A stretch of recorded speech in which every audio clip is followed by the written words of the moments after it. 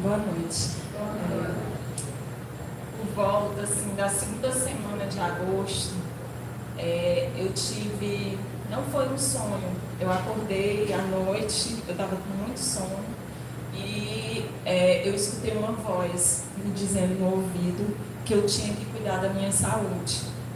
E então eu me deitei logo, mas eu vi que não era um sonho porque eu estava sentada na cama. Então eu me deitei logo. No dia seguinte eu achei aquilo muito estranho. A primeira coisa eu falei para Manuel. Eu ouvi à noite uma voz me dizendo que eu precisava parar e cuidar da minha saúde. Quando for no outro mês, eu vou realmente fazer umas consultas. E aí, assim, quando foi na semana seguinte, eu não sei o que foi, eu passei a mão aqui e senti uma coisa muito endurecida, uma massa aqui na mama. Então eu já fiquei aflita, né, quando eu palpei. No dia seguinte era noite e no dia seguinte eu já procurei um médico. Eu não conseguia vaga de consulta naquele dia, então eu disse, eu vou procurar a médica que costuma fazer meus exames. E aí a procurei. E quando ela fez, ela já nos conhecia, ela ficou muito aflita. Ela fez ultrassom, ela disse, vamos logo fazer a mamografia, e me explicou tudo. Então, ela perguntou se eu tinha alguma ideia de algum médico, ela me deu uma indicação. E de lá eu já fui imediatamente para esse médico e acabei conseguindo que ele me atendesse naquela manhã. Então, foi uma manhã em que minha vida mudou, né? Meu mundo desabou. Eu que me achava que estava saudável, né? Não estava sentindo nada. E de repente, quando eu chego lá, que ele me examina, que ele faz um ultrassom, ele me dá um atestado de 1 ano para me afastar dos meus trabalhos e me diz, você tem que, agora vai começar uma jornada, vai ter que enfrentar uma jornada muito difícil, né? Vai ter que passar por quimioterapia, vai ter que passar por cirurgia. A cirurgia provável vai ter que fazer uma mastectomia unilateral ou bilateral, né? E vai ter que passar por uma série de coisas, mas eu vou estar para lhe ajudar, né? Então eu comecei, quando a gente saiu de lá, a gente saiu sem chão e viemos imediatamente procurar o padre José e contar o que estava acontecendo, né? E pedimos a ele a permissão de passarmos a noite inteira em adoração ao Santíssimo, e assim fizemos. E fizemos todos os dias, não a noite toda, mas todos os dias a gente estava aqui, diante de Jesus, em adoração. No dia seguinte, o padre me disse, Nossa Senhora lhe ensinou umas súplicas para você fazer durante esse período. Ele pegou esse texto, que é um texto dele, que eu fiquei, e ele me disse, nas contas grandes, ela disse que você deve rezar a Salve Rainha. E nas contas pequenas você vai dizer, Nossa Senhora Rosa Mística, rogai a Deus por mim. E o Manuel vai dizer, Nossa Senhora Rosa Mística, rogai a Deus pela Sonário. E assim a gente todos os dias vinha em adoração diante de Jesus e fazíamos, né, essas súplicas. Quando foi isso, eu tive diagnóstico no dia 26 de agosto. Era uma terça-feira. Na sexta-feira nós tivemos uma experiência fortíssima aqui em adoração com Jesus. Foi uma coisa assim que eu não sei explicar, mas que eu vi que a partir daquele momento toda a ansiedade, todo o medo, insegurança, muita coisa que eu vinha sentindo, Jesus me acalmou. E eu senti dali para diante a maior parte uma calma, uma paz. Eu vi que ali iniciou a minha cura, não a minha cura física, mas a minha cura espiritual, né? Foi uma coisa tão incrível que chamamos o padre lá na capela e contamos tudo o que tinha acontecido, né? No dia seguinte, o padre nos convidou para vir almoçar aqui. E então a gente veio e depois nos convidou para jantar. E depois todos os dias a gente vinha comer, almoçar e jantar, né, com ele. E aí eu achava, assim, eu não tinha ideia, achava que ele estava nos acolhendo, que era somente isso, nos acolhendo e não queria que eu comesse, né, em todo local. E para que ficássemos mais próximos, porque estávamos fragilizados. Mas depois de mais de um mês, ele nos contou que isso havia sido um pedido de Nossa Senhora. Ela havia pedido a ele na verdade não pedido, mas havia perguntado a ele se ele poderia cozinhar para mim durante uma determinada quantidade de meses, que ele não soube me dizer quantos meses, e ele disse sim. Então, desde aquele dia do início, eu tive diagnóstico dia 26 de agosto, era na terça. No dia 30, a partir desse dia, eu já comia toda coisa, tudo que eu comia, todas as refeições, era orientado pelo padre e por Nossa Senhora. O meu café da manhã era a única refeição que eu fazia em casa. Ele me deu uma lista de frutas que eu deveria comer com uma certa frequência, e todas as refeições que eu fazia vinham das mãos do padre, até a véspera da cirurgia. E outras coisas também que ele me falou, assim, que um dia ele pegou Jesus aqui né, no Santíssimo, e ele pegou Jesus para levar para a Capela do Silêncio, né, para rezar por mim. E quando ele já estava lá próximo, Jesus disse para ele: esse milagre é de Nossa Senhora. E outra vez, né, eu me lembro, eu estava ali na cozinha, ele disse: Nossa Senhora me mostrou um filme. Ela me mostrou você com um vestido azul, que inclusive era esse, e que eu estava no dia usando esse vestido, que ele achou assim, né, ficou impressionado assim como uma coincidência, e disse que no vestido havia um rasgão, assim, uma abertura no vestido, mas que dentro a pele estava íntegra, estava normal, né? E durante todo esse período, assim, também, que a gente estava em adoração, Jesus, no início, principalmente, nos deu algumas palavras, e essas palavras foram de muito conforto, né, de muitas promessas. Inclusive, uma palavra foi me enviada pelo padre, que foi Romanos 4. Essa palavra eu rezava todos os dias, né, porque era uma palavra que muito me fortalecia. Então, diante de toda essa história, eu comecei a realizar os exames, né? E em meio à execução dos exames, eu fiz uma tomografia que me mostrava de pulmão, que mostrava que eu tinha um nódulo no pulmão direito, no pulmão do lado direito. E esse nódulo, né, que o médico laudou como uma possível metástase. E então eu comecei um outro exame que eu iria fazer, que era o PET-CT. Era um exame que ia ajudar muito, tanto no rastreio como também na elucidação desse nódulo. Só que aqui em Teresina, quando eu fui fazer, era uma terça-feira. E na quinta, era a única clínica que fazia aqui em Teresina que faz. E aí, quando foi na quinta-feira anterior à execução do meu exame, a máquina deu um problema. E aí não funcionava, vieram técnicos, mais técnicos, e ninguém sabia o que a máquina tinha.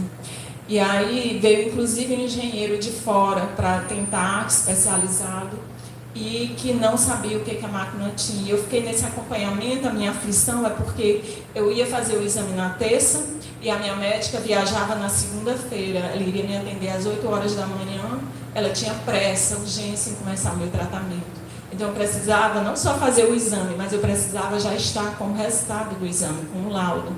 E aí, quando foi no dia do exame, a gente foi lá, e aí conversei com a responsável para saber alguma previsão. Ela disse: não, ninguém sabe o que ela tem, a máquina, mas provavelmente, né, já estão quase certo que é uma peça que vai ter que vir de outro país. Então, a gente não tem previsão, pode demorar meses para chegar. Mas eu lhe confirmo no final da tarde, era na terça-feira. Quando foi de tardezinha, quase já de noite, ela me mandou uma mensagem dizendo que era aquilo mesmo, que tinha que importar a peça e que não havia previsão.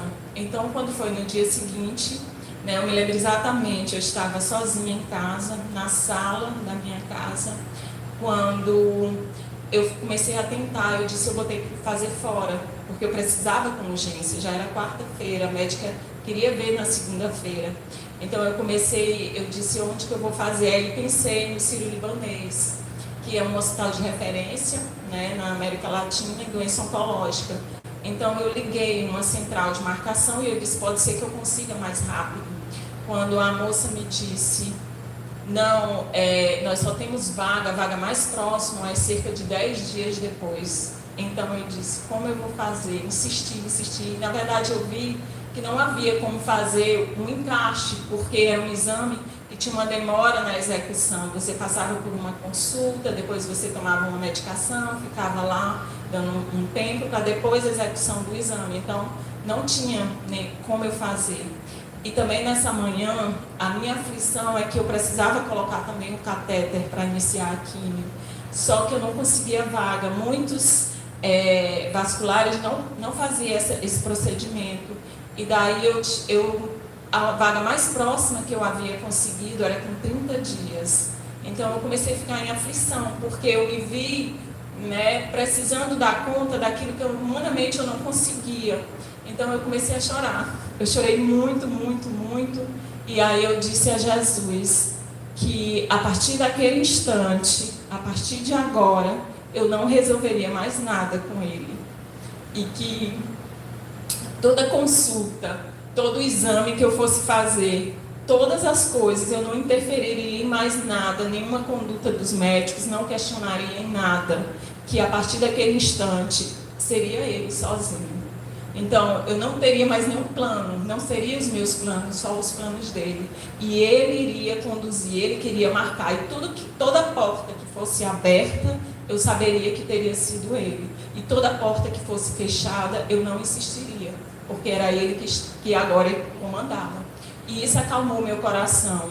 Eu não consegui resolver nada, mas eu fiquei muito tranquila depois disso. Nesse mesmo dia, eu vim aqui, né, à tarde para rezar, e eu cheguei a umas 3 e pouco, quando eu estava com o Padre José, e abri o celular e vi, tinha uma mensagem do Sírio-Libanês para mim, e perguntando se eu estava em Brasília. Aí eu disse, não, mas se for em relação ao exame, eu posso estar aí amanhã. Aí eles disseram, era quarta tarde, a gente tem uma vaga, eu consegui ter uma vaga para eu lhe colocar na sexta-feira de manhã. E aí eu disse, só que tem um porém, a gente precisa, o exame ele requer um preparo de 48 horas. A gente ainda não tem mais as 48 horas, né? Eu disse, pois me mande o que precisa. E aí ele me disse, exatamente assim, eu não tinha feito nada que contraindicasse o exame. Até a atividade física naquele dia, eu tinha feito cedinho, que dava o horário das 48 horas. Então eu disse, pode confirmar. E aí, em menos de 24 horas, a gente já estava em Brasília, e em menos de 24 horas a gente já tinha retornado. Quando eu cheguei em Brasília, eu já estava me trocando para ir fazer o exame, e aí eu olho meu celular, tinha uma mensagem da clínica aqui, perguntando, dizendo que a máquina tinha voltado a funcionar, se eu queria agendar o exame para segunda, né? E aí eu já estava lá para fazer o exame. Aí eu disse não, agradeci tudo, e aí fui para passar pela consulta. Foi interessante a questão da consulta que a gente teve, né? Previamente, porque quando eu entrei na sala,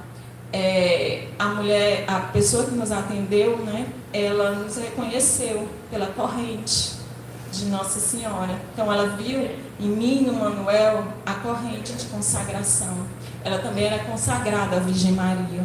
E aí ela me disse que nunca ficava naquele setor, porque era um setor onde ela ouvia, não fazia bem a ela, porque ela ouvia histórias muito tristes ali. Então ela sempre tentava fugir, mas naquele dia ela sentiu vontade de estar ali. E eu fui a primeira pessoa que ela atendeu. Então nós entendemos que foi a Virgem Maria que a encaminhou para que ela me atendesse. E todas as coisas que eu precisei no Sírio-Libanês, ela resolveu. Então, eu fiz o exame. Quando eu terminei o exame, ela já me colocou em contato com um médico responsável pelo setor. E aí eu tive a oportunidade de conversar com ele, pedir a ele, porque não era só eu fazer o exame, eu precisava do laudo do exame. E eu já estaria de volta e assim, é um exame que é demorado, um exame complexo para se laudar.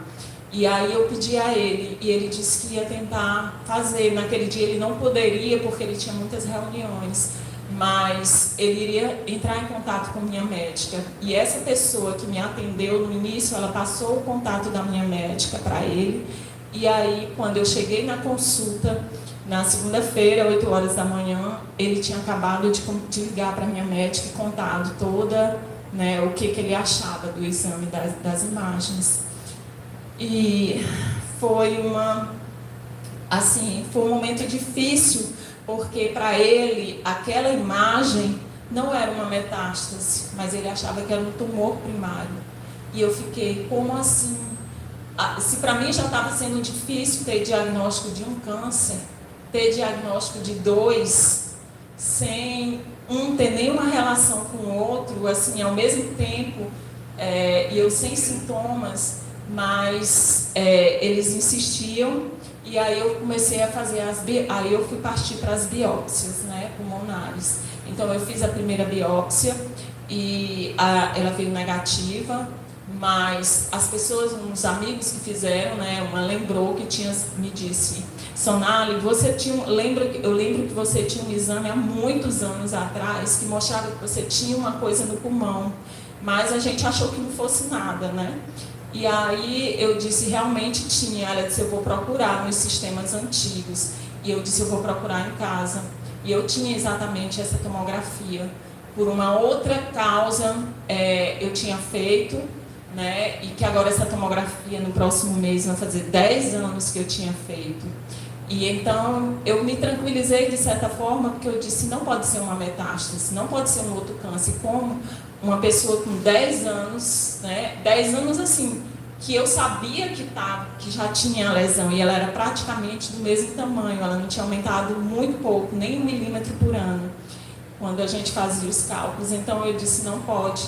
E aí, mais esse médico de Brasília, do Sírio-Libanês, e os meus médicos, eles insistiram no diagnóstico, mesmo a biópsia estando negativa, mesmo eu tendo esse exame anterior. E pela experiência dele, ele queria que eu insistisse. Então eu fui para a segunda biópsia. A segunda biópsia, eu vou contar assim, porque eu tive uma experiência única. Eu acho que foi a maior experiência que eu tive durante todo esse período.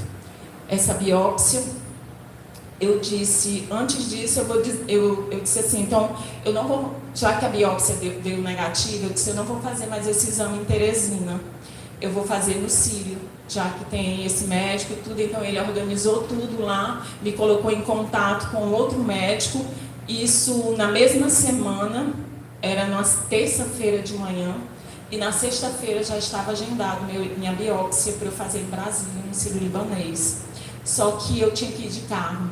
Eu tinha tido um pneumotórax na primeira biópsia, estava recente, e mesmo assim ia demorar meses que eu pudesse viajar de avião, porque pela pressão eu podia ter uma complicação e eles não tinham como fazer, não tinha nada o que fazer. Então era totalmente contraindicado eu viajar de avião. Aí a gente disse, depois a gente vai de carro. Então era terça de manhã, a gente organizou a viagem assim, tudo, bagagens, todas as coisas. Iria eu, o Manuel, a Cássia Maria e minha irmã, porque ela iria ficar com a Cássia Maria quando eu fizesse o exame, e ajudaria na direção do carro. Então ficou tudo acertado que a gente iria viajar. À tarde, o Manuel já estava resolvendo a questão de abastecer, alinhar o carro e tudo. E aí, quando eu me sentei à tarde para fazer só a reserva do hotel onde a gente iria dormir, né? Porque a gente iria sair na quarta de manhã, ao amanhecer do dia, para chegar na quinta, e sexta-feira cedo era a biópsia. E aí, quando eu me sentei eu disse, eu vou marcar o hotel, pelo menos da estrada, e no caminho eu marco de Brasília. E aí eu abro o celular e tinha um WhatsApp do Padre José, me dizendo que eu precisava ser avaliada por um médico do pulmão antes da biópsia. E que o médico não iria fazer logo uma cirurgia, ele iria cuidar do meu pulmão. Então eu sabia que isso não era... O padre sabia que a gente ia viajar no dia seguinte, então eu entendi como sendo uma mensagem de Nossa Senhora.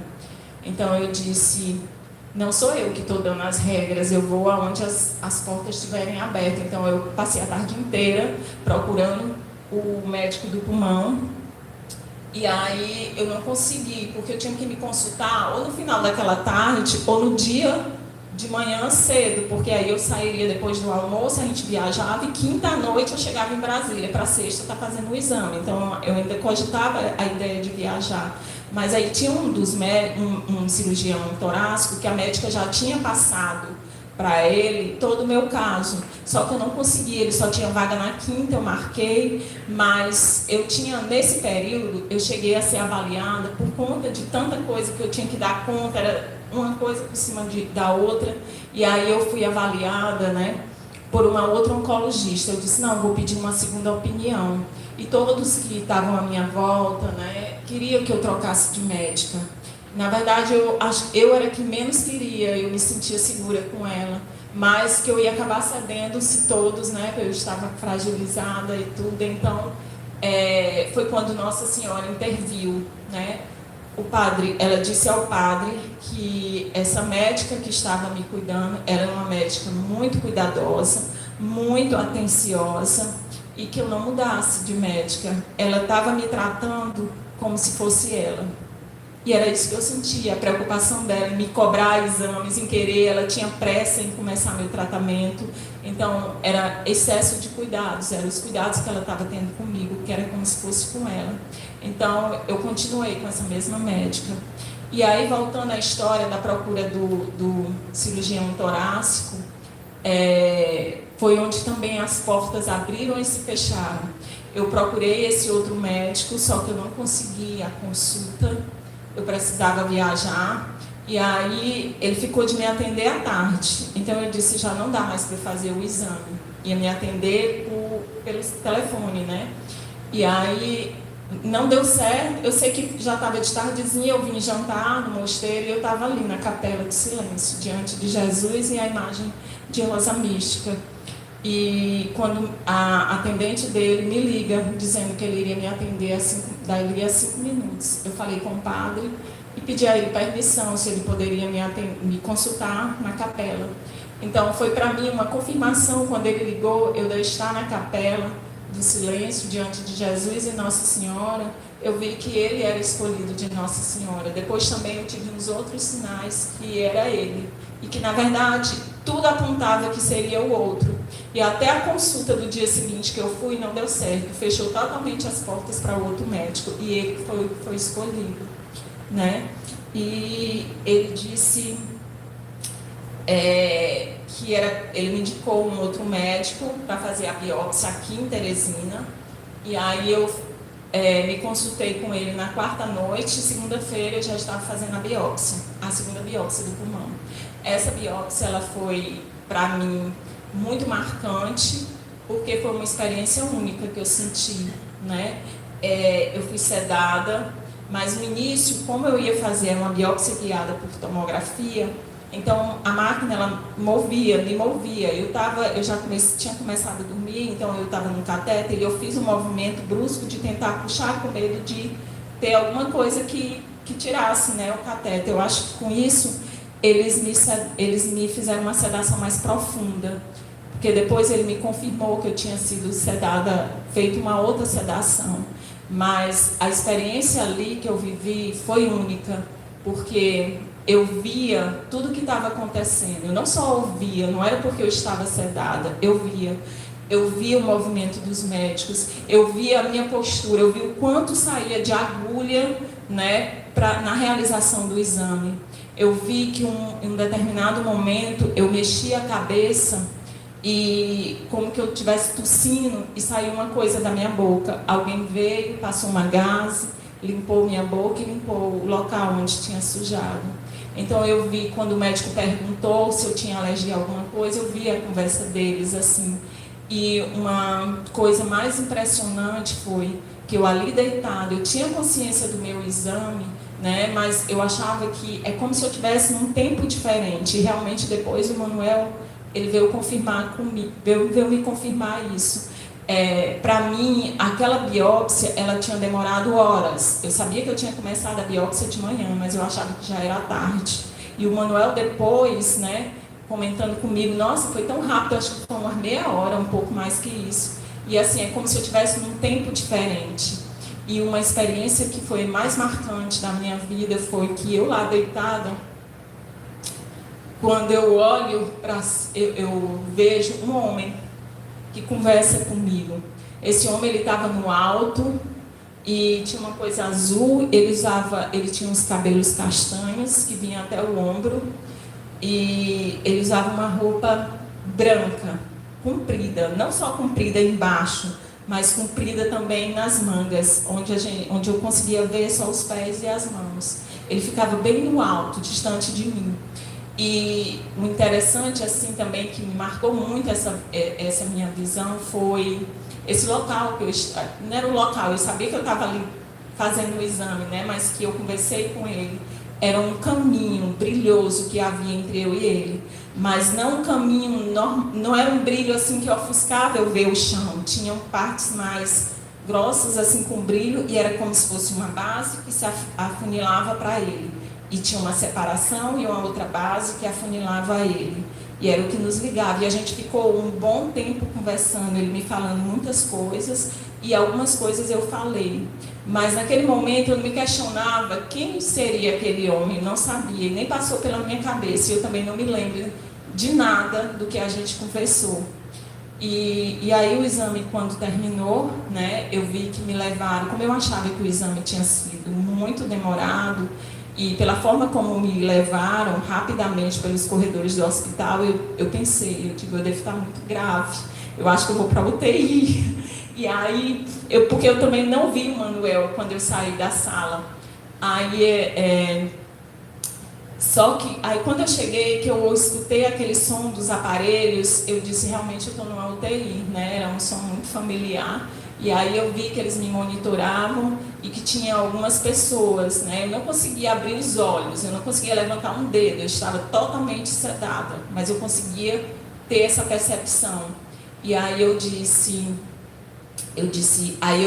eu escutei ele dizendo, cadê o marido dela? Mande chamar, eu preciso conversar com ele. Eu disse, eita, Manuel, eu já vinha minha aflição achando que ele já estava desesperado no hospital. Eu digo, quando ele chegar aqui na aflição é porque eu estou realmente muito ruim.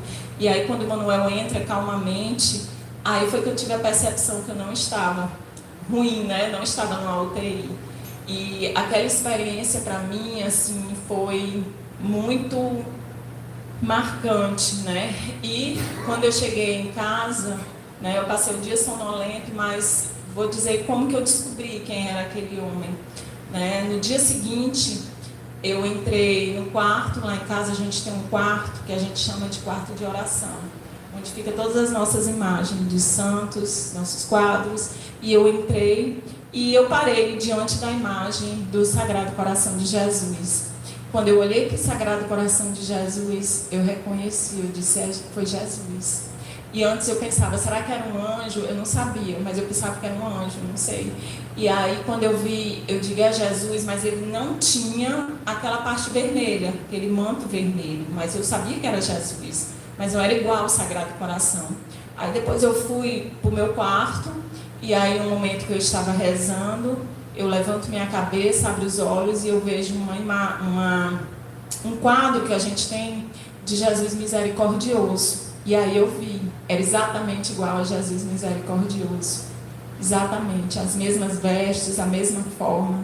E aí veio como que um filme na minha cabeça, porque eu me recordei, né, do que Nossa Senhora tinha dito naquele quadro, naquela foto, que foi um momento que me marcou muito, quando ela disse, quem olhar e enxergar receberá a misericórdia. Eu me lembrava do que eu tinha visto, né, na realização do exame, e me veio na cabeça também uma foto que eu tinha tirado naquela mesma semana, porque o telefone do Manuel estava com problema, e aí eu fiquei testando a vídeo, câmera para frente, câmera para trás. Quando eu coloquei para trás, que tirei uma foto minha, vieram os raios sobre mim. E o meu quarto estava, a porta aberta era a outra, que era dia, mas não entra sol, não entra luminosidade. E os raios vinham do outro lado, e as cortinas estavam todas fechadas com blackout. E aí me veio a revelação que ali eram os raios da misericórdia. Então ali eu tive a percepção do quanto a misericórdia de Jesus estava sobre mim, né? E foi um momento assim. Depois eu ainda tive mais uma confirmação desse momento, quando eu vim para a Capela do Silêncio, que eu estava rezando em adoração, e quando eu olhei para Jesus, que tem aquele quadro de Jesus misericordioso, eu entendi o que era aquele caminho, eram os raios de Jesus. Eu sou capaz de desenhar exatamente a imagem que eu vi de Jesus, justamente com aqueles raios alargados para o meu lado e que afunilava em um espaço, e do mesmo jeito do outro lado. E eu vi que eram os raios da misericórdia. Então, depois disso, né, ao passar dos dias, né, quando saiu o resultado do exame, né, eu estava em casa, já era noite, quando eu abri e o resultado do exame vinha confirmando um tumor primário, um segundo câncer. Eu disse, mas como assim? Eu não estava sentindo nada. Eu já estava com no mínimo 10 anos com esse câncer sem diagnóstico. E aí eu descobri as duas coisas praticamente ao mesmo tempo. Então a gente correu para falar com o Padre José, né? E a gente achava que ali não seria possível, porque se Nossa Senhora não queria que a gente tivesse ido para Brasília, se as portas de Brasília tinham sido fechadas, então a gente achava, e ela disse que aqui daria para resolver tudo, então a gente achava que o resolver tudo era não dar nada, que os exames não iam dar nada. E aí a gente veio, né, para conversar com o padre. Foi quando o padre nos revelou toda a história. Ele também, para ele, foi uma surpresa, né? Mas ele nos contou que naquela tarde, quando eu estava a reservar, né, a hospedagem, que eu vi a mensagem dele, que naquela tarde foi rezar, pedir a Nossa Senhora que abençoasse a viagem. E ela disse, né, o que eu já tinha falado, e disse que aqui resolveria tudo e que a gente não fosse a Brasília, porque ela disse, se eles forem, eles não chegarão a Brasília. Não chegarão. É melhor ficar um e sofrer do que perder os 4. Então Nossa Senhora interviu assim poderosamente, dando-nos a vida, né? Então eu entendi o porquê de não termos ido, né? E diante do resultado, né, de tudo isso, desses 2 exames, ficou-se certo que eu iria fazer a cirurgia, as 2 cirurgias ao mesmo tempo. A cirurgia pulmonar, do qual iria ser retirado o lobo pulmonar onde tinha um nódulo, e como a imagem confundia muito de estar pegando outro lobo, né, provavelmente, mas é uma coisa que ele só iria ter certeza quando ele fizesse no momento da cirurgia, porque se estivesse tocando no outro lobo, além desse lóbulo e da dissecção de toda a cadeia ganglionar do lado direito, ele iria tirar também parte do outro lobo do pulmão. E a cirurgia da mama seria a dissecção de toda a cadeia, a parte ganglionar, da axilar, e a mastectomia, né, únio bilateral, e iria fazer no mesmo momento, provavelmente. E só no final, eu iria fazer a quimio, depois faria as 2 cirurgias. Então eu comecei as quimioterapia. Quando foi em novembro, eu comecei a primeira sessão. Desde que eu comecei as quimioterapias, eu comecei a receber Jesus todos os dias na minha casa. Quando eu podia vir, eu recebia aqui. Quando eu não podia, todos os dias eu recebia em casa. E para mim foi uma experiência assim, maravilhosa de ter Jesus diariamente. Apesar das minhas dores, dos meus sofrimentos, porque foi Ele que me sustentou. Então, em novembro, tem um fato marcante, que era o aniversário da minha filha. E aí eu disse, a gente nunca tinha passado um ano, o aniversário dela, sem assistir a Santa Missa, em ação de graça pela vida dela. Então a gente conversou com o padre se eu não podia assistir a missa, e depois eu pensei em fazer um bolinho só, meus pais, minha irmã e nós, né, só pouca gente. E aí foi quando Nossa Senhora interviu mais uma vez. E aí ela me mandou uma mensagem, ela me deu, entre inúmeras orientações, ela disse que a Santa Missa levaria em torno de 1 hora e com a comemoração seria em torno de 2 horas. E que não era momento de festa. E que minha saúde precisava de ter muito cuidado. Tinha feito a quimio em poucos dias, eu estava com minha imunidade baixíssima e com muita fraqueza. E ela me orientou em relação a visitas que eu não deveria receber, ou 1 ou 2 no máximo, em relação ao uso das máscaras e todo o cuidado que eu não estava tendo, né, desde o início da quimio, que as pessoas que fossem na minha casa evitassem o máximo, porque ao saírem as pessoas iam embora, mas as bactérias ficavam. Então, a partir daí, eu comecei a tomar, eu saí do meu quarto e fui para o outro quarto, para eu ter menos contato, né?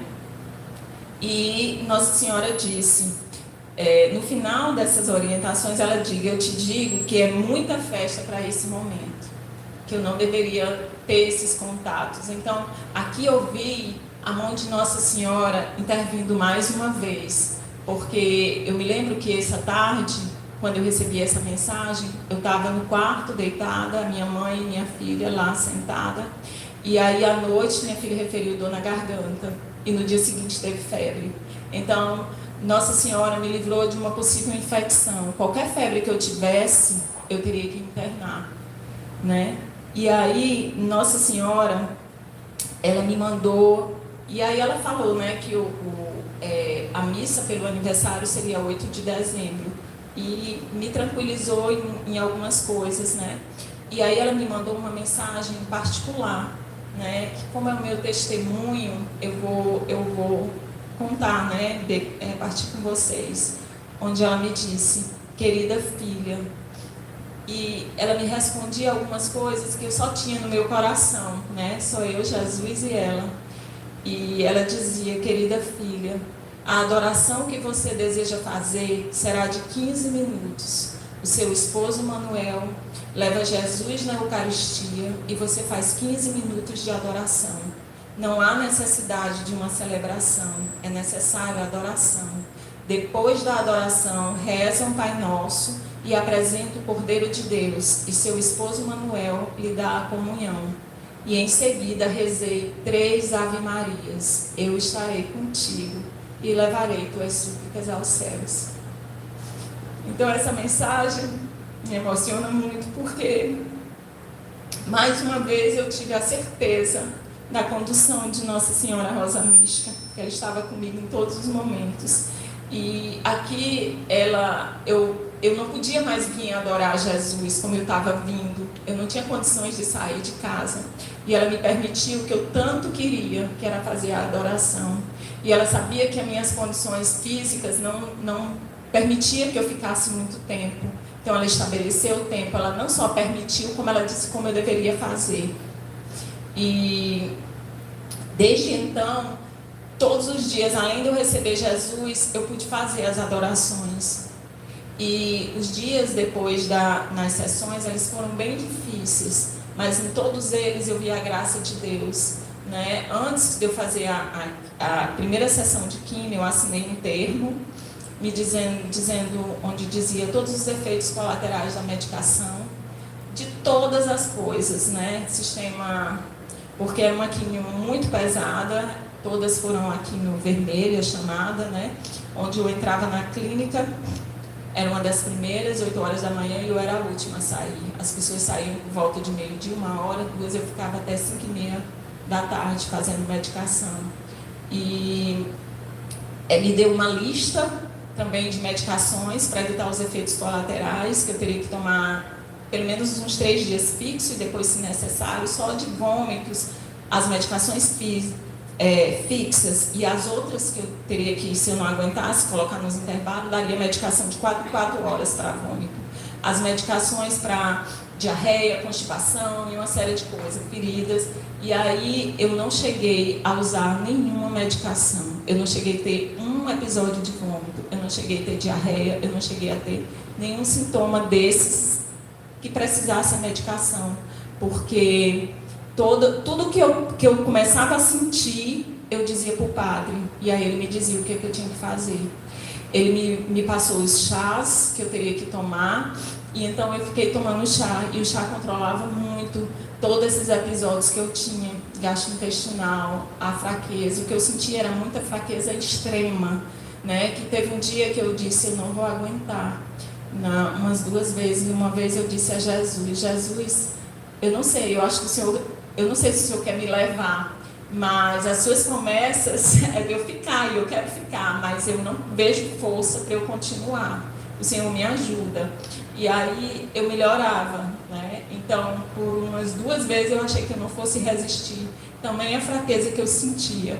E uma coisa que eu observei também foi que a partir da segunda quimio, eu sabia exatamente, assim, era como um cronograma dos efeitos colaterais que eu começava a sentir, né?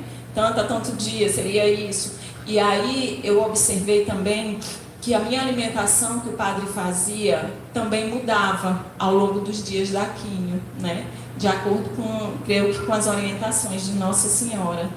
E eu posso dizer assim que os efeitos mais graves foram todos amenizados para mim. Eu não cheguei a ter uma intercorrência, eu não cheguei a ter uma internação.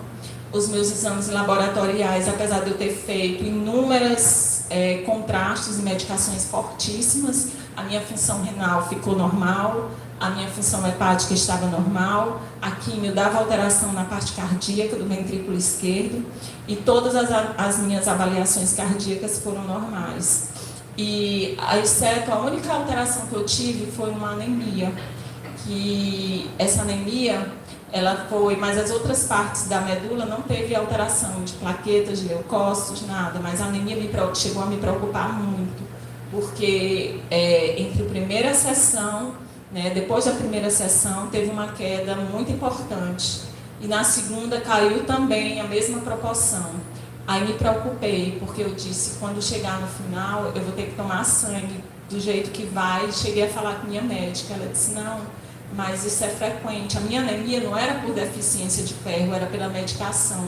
E eu não podia deixar de tomar a medicação. Ela disse, mas é comum, pelo menos ao final, ter que tomar algum sangue. E aí eu falei para o padre, e agora essa anemia?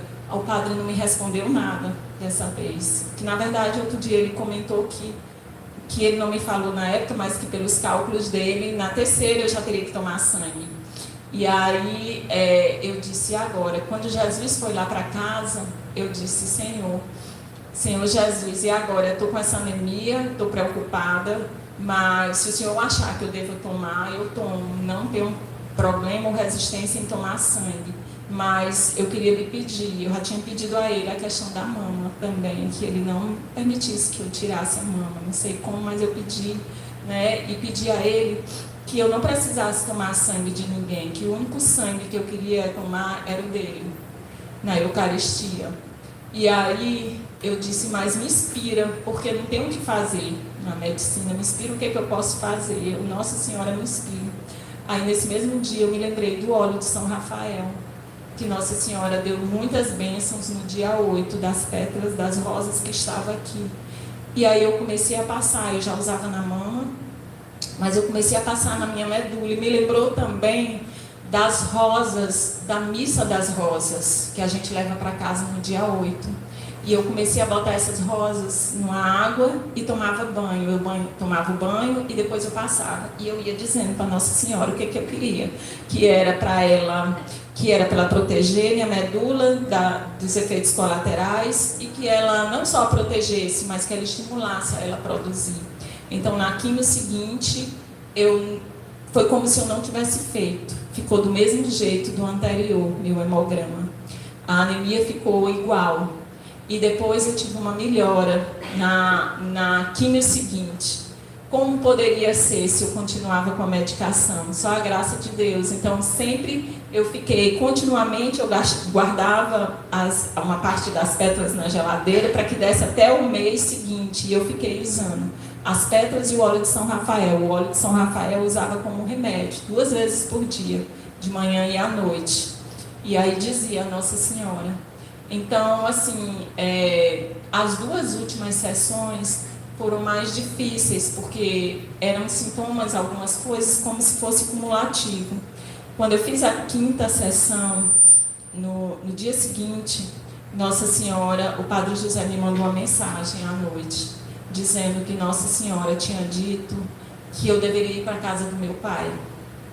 E que eu tivesse muito cuidado, né, com minha saúde, eu precisava de repouso. Ela dizia repouso total, mas continue com os exercícios. Ela tinha me inspirado a uns tipos de exercício que eu não cheguei a perder nem, assim, tanto pela alimentação, principalmente pela alimentação, eu não cheguei a perder 1 quilo durante a quimioterapia.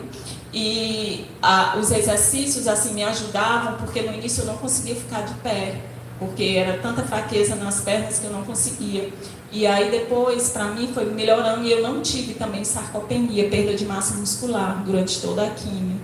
E Nossa Senhora me orientava que mesmo na fraqueza eu continuasse. E ela me disse, você está em estado de graça. O Padre José me disse que eu estava em estado de graça, que eu estava curada, mas que eu precisava de muito repouso, então que eu fosse para a casa dos meus pais. Nessa mesma noite eu arrumei tudo, de manhã eu disse para o Manuel, eu vou para a casa dos meus pais.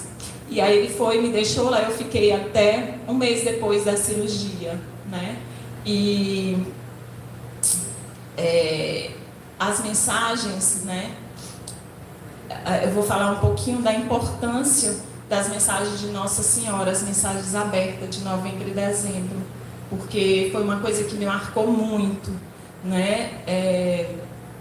Muitas coisas eu tinha perguntado a Nossa Senhora, perguntado ao Padre José, ele não tinha ainda me respondido, mas pelas mensagens abertas de Nossa Senhora, eu percebi que ela mesma estava me respondendo diretamente para mim, me orientando como eu deveria rezar, como eu deveria pedir, né? E uma das mensagens que ficou muito marcada para mim foi do dia 8, um trecho, onde ela dizia que...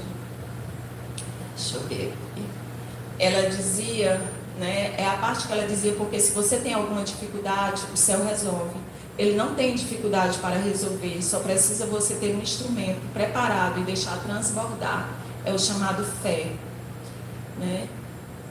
Quem chora enxuga as lágrimas. E aqui ela fala de mim, ela diz, convivi muitos dias e momentos quando olhamos a uma grande serva, da qual me alegra vivenciar e retribuir a graça hoje para as 2 almas santas, uma para o esposo e outra para a esposa. E diante, olhando eles 2, a graça, e não havia, tipo assim, eu entendi que não havia sequer um dia em que um falasse, aqui está o marco da minha vida, este é o meu Deus, esta é a minha mãe. E aí Nossa Senhora disse, olhar e conviver e dizer que esse caminho de salvar e olhar para o coração de Jesus. E ela dizia, e dar continuidade a uma história. E por isso volta a dizer, o meu coração entre o seu coração, que são a divindade de Deus. E aí ela diz no final, ela fala, volta a dizer exatamente a palavra para fechar, salvá-la, e do carinho, o caderno, o livro da história. Então, que naquele dia eu tinha certeza que Nossa Senhora ia me dar a graça, né? E que ela falava no continuar com o livro da vida, continuar com essa história. E um outro fato que eu queria falar aqui, sei que são muitas coisas, mas eu não posso deixar de mencionar a intervenção divina na minha vida durante esse período. Outro fato que marcou muito, que foi as revelações de Nossa Senhora, foi o fato dela ter revelado aquela foto nesse período que eu estava, onde uma das mensagens dela ter publicado no dia 8, quando ela começa dizendo, olhemos para algo marcante para este mosteiro, ou para a pessoa que foi dirigida. Eu me lembro exatamente que Nossa Senhora só veio falar dessa foto mais de 4 anos depois. Eu me lembro que recebemos a foto na madrugada do dia de Corpus Christi, de 2021. E Nossa Senhora nunca havia falado da foto.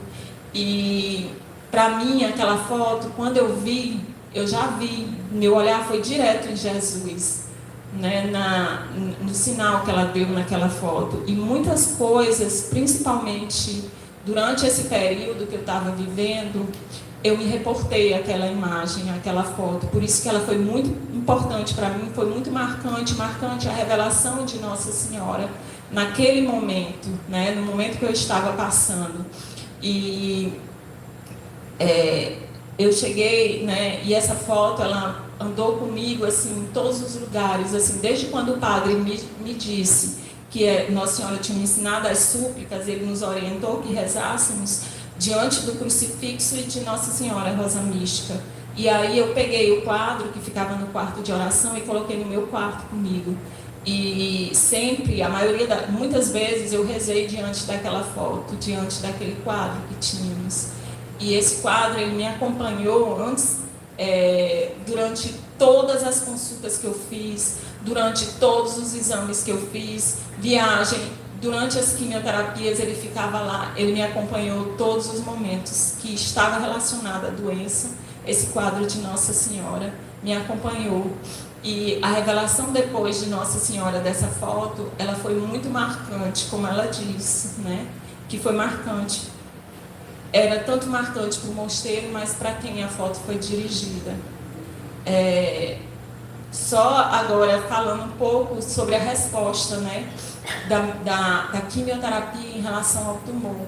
Logo na primeira sessão, eu senti que poucos dias depois, eu já não conseguia mais palpar o tumor que eu palpei. Ele já estava grande, porque um pouco grande, né? Não tão grande, mas assim, houve uma demora por conta da questão do pulmão entre o diagnóstico e o início do tratamento.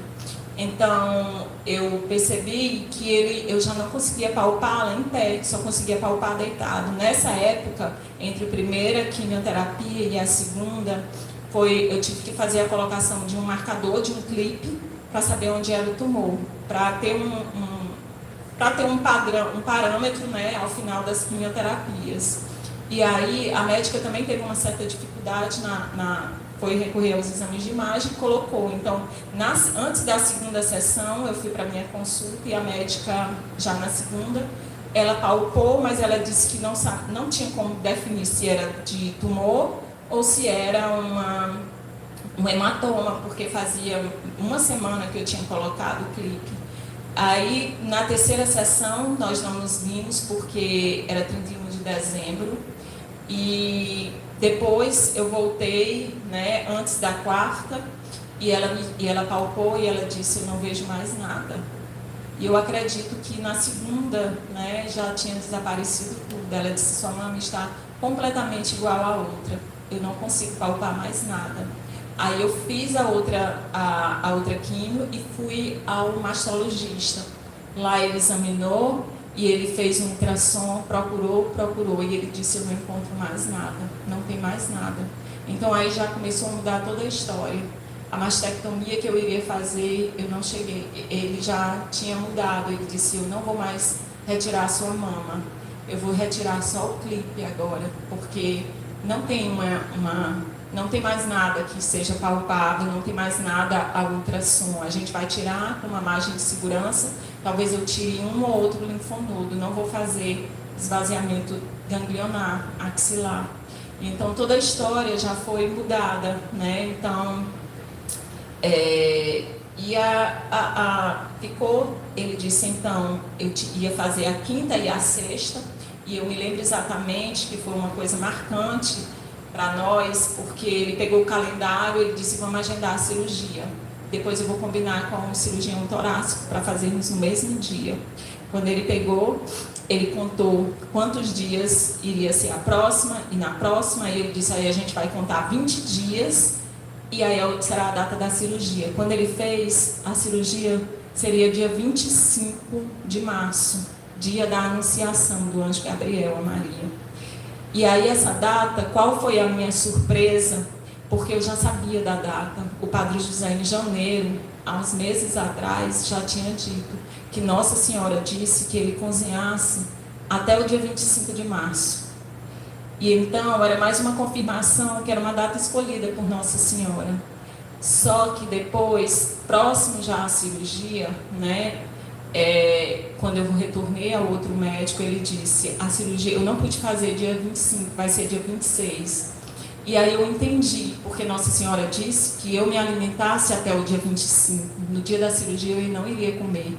Então, eu me alimentei com a comida todos os dias, as refeições daqui do mosteiro, das mãos do Padre José, até o dia 25 de março, conforme Nossa Senhora disse. A cirurgia foi no dia 26.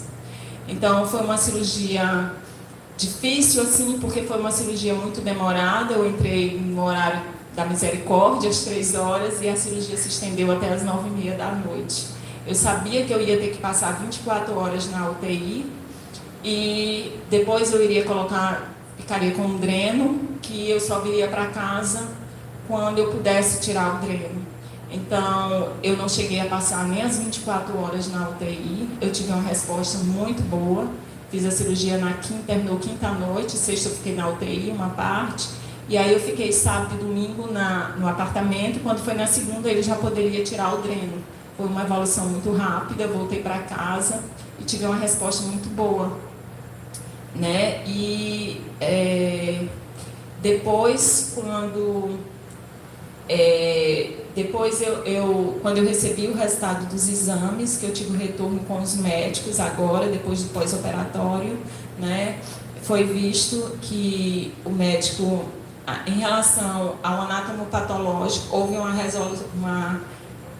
resolução completa, patológica completa, não se encontraram nenhuma célula maligna, nem nos linfonodos que foi tirado da região axilar, nem do linfonodo do pulmão, nem do linfonodo do mediastino, estavam completamente livres de células malignas, né, conforme Nossa Senhora havia me dito.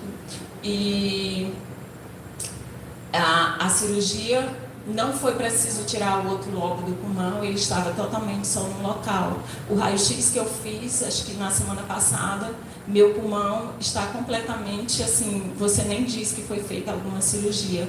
O que foi tirado, a outra parte do pulmão, ela completou totalmente a caixa torácica, né? E eu não tenho nenhuma restrição com relação de respiratória, de atividade física, de nenhuma restrição com relação ao pulmão, né? Então eu tive uma resposta assim que só a Virgem Maria, né, poderia ter me dado. E então assim, esse é o meu testemunho, mas eu queria eu tive muitas intercessões, né, tanto na terra quanto no céu. Eu sei que muitas pessoas que rezaram por mim pediram a muitos santos que me ajudaram, mas eu tive especialmente, eu quero falar de 2 intercessões no céu que eu tive, e que eu sei que assim, era um milagre, foi um milagre de Nossa Senhora Rosa Mística, mas eu pedi a essas pessoas que elas pedissem à Virgem Maria por mim, que elas intercedessem à Virgem Maria. E uma delas foi uma querida, né, a Beata Benigna, do qual ela me acompanhou. Na verdade, uma coisa interessante, que não fui eu que escolhi nenhuma das 2. Na verdade, elas vieram até mim, né? A Beata Benigna, ela veio assim antes, as experiências que nós tivemos da intercessão dela foi antes mesmo de eu ter o diagnóstico, só que nós não sabíamos. E foi uma experiência, ao longo de todos os momentos mais difíceis, eu sabia da intercessão dela. E que eu não vou contar aqui, é uma história longa, mas que eu tenho tudo escrito, porque foram coisas muito profundas, eu escrevi tudo em uma agenda. A outra intercessão, eu vou contar rapidamente, assim, vou ter que contar uma história, que quando eu vim, eu tive diagnóstico no dia 26 e no dia 30, né, eu ainda não tinha contado para minha família, para meus pais, e aí eu disse, Manuel, vai ser hoje, eu vou contar, preciso conversar. E aí a gente acordou, era um sábado, e a gente foi rezar. Todo dia a gente estava rezando o Trisagio Angélico, a Santíssima Trindade. Quando rezamos, terminamos, o Manuel pegou o celular e tinha uma mensagem do Padre José. Mas essa mensagem não era direcionada a nós, eram umas súplicas que ele fazia, eram orações profundíssimas, que ele se dirigia à Dona Miriam, e ele pedia a ajuda dela por mim. Então, quando ele terminou de ler o Manuel, eu disse, eu tenho uma coisa para te contar. E ele disse, eu tenho também uma coisa para te contar, eu quero contar primeiro. E aí ele me disse, já tinha passado na minha cabeça em pedir que ela intercedesse por você. E eu disse, é a mesma coisa que eu ia te dizer. Eu também já tinha passado, eu sabia que se ela estava junto com Nossa Senhora, ela podia interceder por mim. E aí eu chorei muito, eu pedi a ela, eu disse, eu não conheço as filhas dela. E aí eu disse a ela que tinha passado recentemente por todo aquele calvário, ela conhecia exatamente todo aquele processo de quimioterapia, de cirurgia, que ela não deixasse eu passar por tudo aquilo, e que ela intercedesse por mim junto à Nossa Senhora. E aí eu disse, Manuel, será que eu queria pedir às filhas dela que rezassem por mim, porque eu não conheço elas assim. E aí ele disse, não, você não conhece? Eu disse, e eu comecei a pedir à dona Miriam que ela intercedesse por mim, que eu via assim, que eu sabia que era uma preocupação dela como mãe, de ter das filhas dela, mas eu pedi a ela que ela olhasse pelo amor que ela tinha às filhas dela, e para mim como mãe também, porque a minha preocupação naquele dia, que foi logo no início, né? Estava 3, 4 dias quando isso aconteceu, uns 4 dias depois do diagnóstico, que ela olhasse para mim como mãe, que a minha maior preocupação não era comigo, era com a minha filha, e que dependia ainda muito de mim. E pedi a ela que ela intercedesse por mim, junto à Virgem Maria, pelos méritos não, por tudo aquilo que o Padre José representou para ela, durante aquele período que ela viveu aquele calvário, que viveu um momento de doença, e que atendesse às súplicas que ele estava fazendo a ela, e por todo o apoio que ele tinha sido para ela, e que ele era para as filhas dele, que as filhas dela não estavam só, que eles tiveram apoio e têm o apoio dele. E aí eu pedi, então eu disse para o Manuel, eu queria falar com as filhas dela, apesar de eu não conhecer, na época eu não conhecia as meninas. E aí eu disse, eu nunca falei com elas, mas eu queria pedir que elas rezassem por mim, e pedisse a mãe dela por mim. E aí eu tenho vontade de pedir a ela algo da dona Miriam que eu pudesse usar. Eu usava uma relíquia na mama de Benigna, e eu queria poder usar algo dela, ou botar no meu travesseiro, alguma coisa. E aí o Manuel disse, não, esse vai ser o nosso testemunho, isso vai fazer parte do nosso testemunho. E aí ele disse, cadê aquela oração que ela deu para a Cássia Maria? Ela tinha dado uma oração para ela, foi no cenáculo, onde ela passou de, acho que maio ou um mês anterior. E aí eu disse, eu não sei, eu disse, mas eu não devo ter jogado fora, porque eu não iria jogar, porque tinha a imagem de um santo, mas não está na minha bolsa. E eu saí para procurar, e me lembrei que eu tinha usado uma outra bolsa. Quando eu botei a mão, lá estava a oração, era uma oração a Santa Teresinha, e nós fizemos ali de joelho aquela oração, e depois recebemos inclusive a Rosa, confirmando. E aí o Manuel pegou o papelzinho que a dona Miriam havia dado e foi botar lá onde tinham os santos, né? E eu disse, me dá esse papel, e ele me deu e disse, essa será a minha relíquia, a relíquia que eu queria, porque veio das mãos dela. E aí eu prometi a ela que eu iria usar até o dia do meu testemunho, e aqui está, que eu iria usar na mama até o dia que eu pudesse testemunhar a intercessão dela também, nessa, né, a graça de Nossa Senhora na minha vida e de Jesus. E aí ela veio me confirmar por 2 momentos que ela realmente estava intercedendo por mim. Nesse mesmo dia, foi o primeiro dia que a gente veio almoçar no mosteiro, a gente ficou à tarde em adoração no Santíssimo, e aí rezando as súplicas que Nossa Senhora havia ensinado. E aí, assim, quando terminou a súplica, eu disse para o Manuel, eu tenho uma coisa para te dizer. E ele disse, eu também tenho. Eu digo, agora eu vou dizer primeiro. E aí eu disse, algumas coisas ficaram claras para mim agora no meu coração. Eu sinto que desde aquele momento, né, que a dona Miriam que tinha colocado na minha cabeça, assim, que ela podia me ajudar, e que tinha colocado a mesma coisa no Manuel, ela já estava intercedendo por mim. Ficou tão claro isso diante de Jesus e que foi preciso ela passar pelos três, por mim, pelo Manuel, pelo Padre José, para que a gente entendesse que ela estava intercedendo. E aí o Manuel me disse, eu senti a presença da Dona Miriam aqui. Ela entrava, ficava diante do Santíssimo, em pé, e rezava por você. Depois eu senti que ela saiu. E assim, muitas vezes, quando eu ia fazer as súplicas, a Virgem Maria, eu as convidava, juntamente com o meu anjo da guarda, que eu sempre peço para ele rezar comigo, eu as convidava para fazer as súplicas a Nossa Senhora por mim. Algumas vezes rezei o rosário e também as chamava para que rezassem também por mim. E outro momento, né, é que ela me mostrou realmente também de forma material, né, que ela estava intercedendo por mim. Foi quando um dia, assim, poucos dias depois disso, como eu usava o óleo de São Rafael na mama, eu falei com o padre, o Manuel tinha dito, todo tempo me recomendando em relação ao coisa com medo de rasgar, né? E aí eu disse ao padre, será que eu posso usar dentro de um saco para não rasgar? E aí ele disse, não, porque pode esquentar. Aí eu, tudo bem. Aí passaram-se uns dias, e aí eu vinha para a missa, que tinha cortado uma parte final, pequeno canto. E aí eu disse, não, eu não posso perder essa relíquia, né? E aí eu peguei um saquinho e coloquei exatamente, era uma pontinha, eu enfiei no fundo do saco, o saco era exatamente do tamanho da oração, coloquei no fundo e coloquei a oração maior, e coloquei aqui, fechei e coloquei aqui.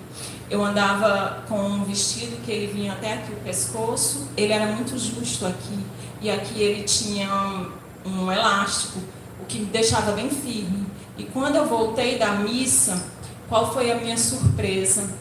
Quando ao me trocar, o saco estava totalmente do outro lado. Coisa humanamente impossível de acontecer pela roupa que eu usava, nem pelos movimentos e pela forma que estava dentro do saco. E o saco estava totalmente do outro lado e a oração maior estava aqui em cima do tumor. E aí eu pensei que eu tivesse perdido a pontinha. Não tinha como sair aquela pontinha se não fosse puxado. E a ponta estava aqui, por baixo. Então, ali eu percebi que foi um sinal material que ela me deu da intercessão dela, né? Então, eu queria... então eu finalizei, né, aqui o meu testemunho.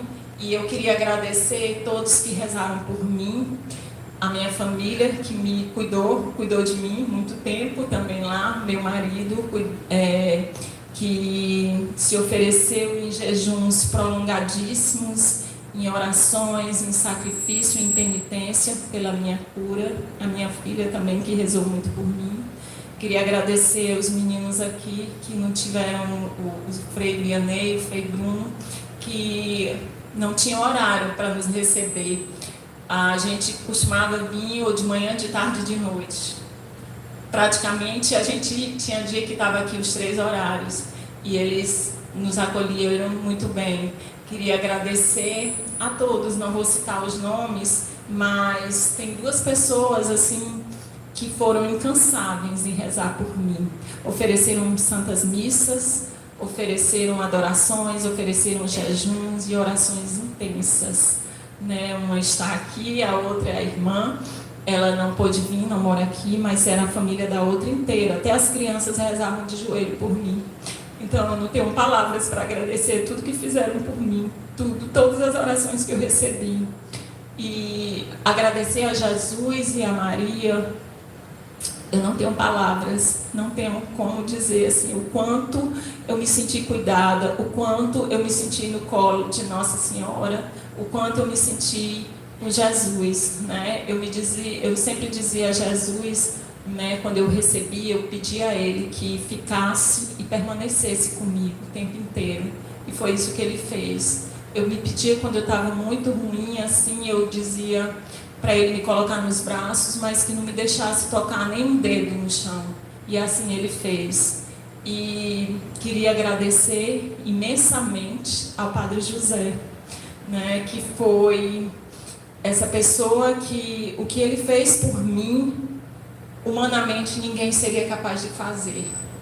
Ele me deu o alimento do espírito, o alimento do corpo físico, né, e o alimento espiritual, físico e emocional. Eu passava às vezes milhões de mensagens para ele por dia. E ele sempre muito atencioso, né, em me ouvir, muito atencioso no que eu dizia, em me orientar. Eu me lembro que um dia eu estava mais assim, né, emocionalmente, e eu comecei a conversar com ele no WhatsApp à noite. E aí a gente conversou, ele me aconselhava, me acalmava e me dizia as coisas lindas assim que me acalentavam o coração. E interessante, agora me lembrando, no meu quarto, eu colocava algumas frases. Eram frases de Nossa Senhora, das mensagens de Jesus, e às vezes frases que o Padre José me dizia.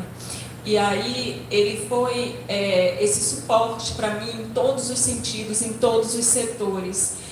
Eu me lembro que nessa noite eu comecei a conversar com ele. Quando eu olhei o relógio, já era mais de meia-noite. E eu disse: Padre, estou bem. É melhor a gente descansar. E aí foi que a gente saiu, mas assim, por ele ficaria até de manhã, o tanto quanto eu precisasse. Então ele sempre foi muito disponível, muito atencioso, e eu não tenho palavras assim para agradecer. A minha comida não era uma comida fácil, é uma comida muito trabalhosa, que precisava dispensar muito tempo, muito elaborada, e ele nunca teve reclamar de nada, assim, de nenhum cansaço físico, de nada. Sempre me recebeu muito bem, e eu só tenho a agradecer, assim.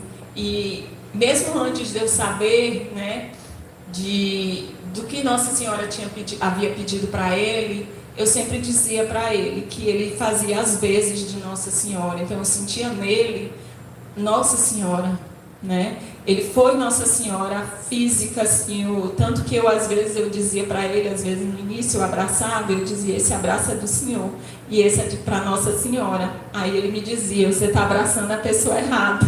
Eu disse: não, mas o Senhor o Senhor foi como a representação de Nossa Senhora. O que ele fez por mim, ninguém faria. Então, assim, foi todo esse meu suporte, e eu só tenho muito a agradecer.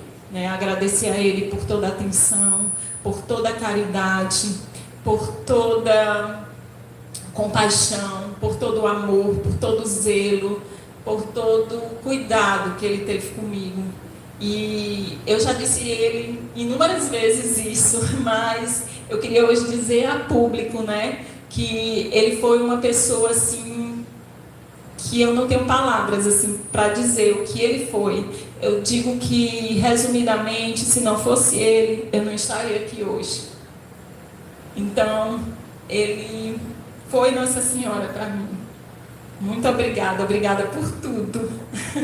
É uma frase que eu sempre digo a ele, quase que diariamente: obrigada por tudo, muito obrigada.